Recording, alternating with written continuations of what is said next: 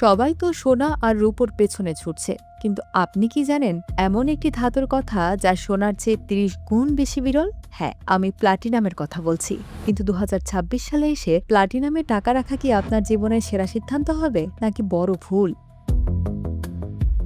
যখনই আমরা নিরাপদ বিনিয়োগ বা মূল্যবান ধাতু শব্দগুলো শুনি, আমাদের মাথায় প্রথমেই আসে সোনার নাম। কিন্তু গত কয়েক বছরে স্মার্ট বিনিয়োগের নজরে এসেছে সাদা সোনা বা প্লাটিনাম। প্লাটিনাম অত্যন্ত বিরল একটি ধাতু। প্রতি বছর পৃথিবী থেকে যতটুকু সোনা তোলা হয়, প্লাটিনাম তোলা হয় তার মাত্র ১/১০।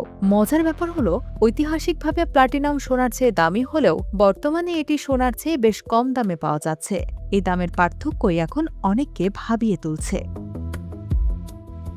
সোনা মূলত অলংকার এবং মুদ্রাস্ফীতির বিরুদ্ধে সুরক্ষা হিসেবে ব্যবহৃত হয়, কিন্তু প্লাটিনামের গল্পটা একদম আলাদা। এটি একটি ইন্ডাস্ট্রিয়াল মেটাল বা শিল্পজাত ধাতু। গাড়ি থেকে নির্গত বিষাক্ত ধোঁয়া পরিষ্কার রাখতে ক্যাটালিটিক কনভার্টারে প্লাটিনাম অপরিহার্য। এছাড়া বর্তমান বিশ্বের সবচেয়ে বড় ফোকাস হল হাইড্রোজেন ফুয়েল বা সবুজ জ্বালানি। এই হাইড্রোজেন সেল তৈরিতে প্লাটিনাম ছাড়া কাজ চালানো প্রায় অসম্ভব।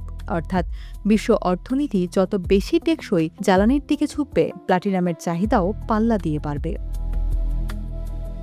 বিনিয়োগের ক্ষেত্রে প্লাটিনামের সবচেয়ে বড় শক্তি হল এর স্বল্পতা। দক্ষিণ আফ্রিকা এবং রাশিয়া মূলত এই দুটি দেশ থেকেই বিশ্বের সিংহভাগ প্লাটিনাম আসে। যখনই এই অঞ্চলগুলোতে কোনো রাজনৈতিক অস্থিরতা বা খনি ধর্মঘট হয়, তখনই বাজারে প্লাটিনামের সংকট দেখা দেয় এবং দাম লাফিয়ে বাড়ে। যেহেতু এটি চাইলেই ল্যাবরেটরিতে তৈরি করা সম্ভব নয় এবং নতুন খনি খুঁজে পাওয়াও কঠিন, তাই এর দীর্ঘমেয়াদী মূল্য বজায় থাকার সম্ভাবনা অনেক বেশি। একজন বুদ্ধিমান বিনিয়োগকারী কখনোই তার সব টাকা এক জায়গায় রাখবেন না। একে বলা হয় ডাইভার্সিফিকেশন। আপনার সব টাকা যদি শেয়ার বাজার বা সোনায় থাকে, তবে সেই বাজার পড়ে গেলে আপনার বড় ক্ষতি হতে পারে। প্লাটিনাম এখানে একটি ব্যালেন্সিং ফ্যাক্টর হিসেবে কাজ করে, কারণ শেয়ার বাজারের সঙ্গে প্লাটিনামের দামের সম্পর্ক সবসময় সরাসরি হয় না।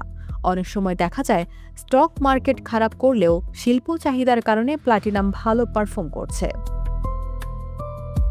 বর্তমানে প্লাটিনামকে একটি আন্ডার ভ্যালুড বা অবমূল্যায়িত সম্পদ হিসেবে ধরা হচ্ছে। কয়েক দশক আগেও প্লাটিনাম সোনার চেয়ে দ্বিগুণ দামে বিক্রি হতো, কিন্তু বর্তমানে এটি সোনার চেয়ে অনেক সস্তায় মিলছে।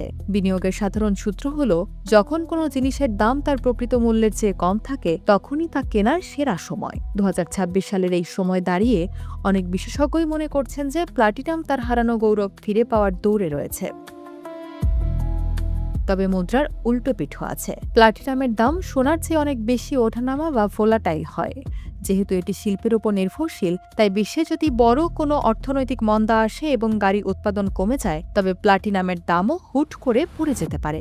এছাড়া ইলেকট্রিক গাড়ি বা ইভির বিকল্প প্লাটিনামের জন্য একটি চ্যালেঞ্জ, কারণ ইভিতে ক্যাটালিটিক কনভার্টার থাকে না। তবে এই ঘাটতি হাইড্রোজেন প্রযুক্তি দিয়ে পূরণ হবে কিনা তা নিয়ে বিতর্ক আছে। এখন প্রশ্ন হলো, আপনি বিনিয়োগ করবেন কিভাবে? প্রথমত, আপনি ভৌত প্লাটিনাম বা ফিজিক্যাল কয়েন ও বার কিনতে পারেন, তবে এটি সংরক্ষণের নিরাপত্তা একটি বড় বিষয়। দ্বিতীয়ত, ইটিএফ বা এক্সচেঞ্জ ট্রেডেড ফান্ড।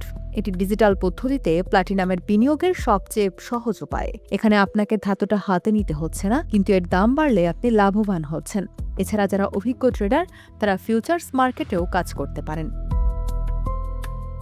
পরিশেষে বলা যায়, প্লাটিনামে বিনিয়োগ করা কি বুদ্ধিমানের কাজ? উত্তর হলো হ্যাঁ, তবে সেটি আপনার মোট বিনিয়োগের একটি ছোট অংশ হওয়া উচিত। এটি দ্রুত বড়লোক হওয়ার কোনো স্কিম নয়। আপনি যদি ৫ থেকে ১০ বছরের দীর্ঘমেয়াদী চিন্তা করেন এবং বাজারের অস্থিরতা সহ্য করার ক্ষমতা রাখেন, তবে প্লাটিনাম আপনার জন্য একটি দুর্দান্ত সুযোগ হতে পারে। মনে রাখবেন, যে কোনো বিনিয়োগের আগে নিজের গবেষণা বা কোনো আর্থিক উপদেষ্টার পরামর্শ নেওয়া বুদ্ধিমানের কাজ।